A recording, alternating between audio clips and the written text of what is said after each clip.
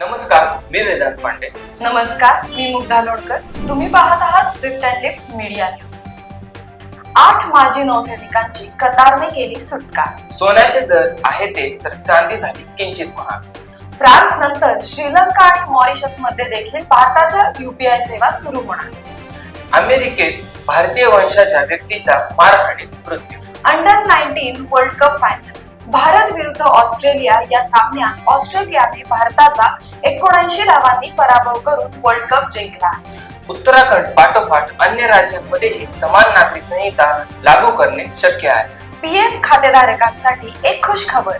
EPFO ने व्याज दरात केली वाढ. एन्काउंटर स्पेशलिस्ट प्रदीप शर्मा प्राप्तिकर विभागाच्या निशाण्यात. घरावर प्राप्तिकर विभागाची भेट. चंद्रपूर मधील औद्योगिकरणामुळे प्रदूषणाची चिंता वाढली.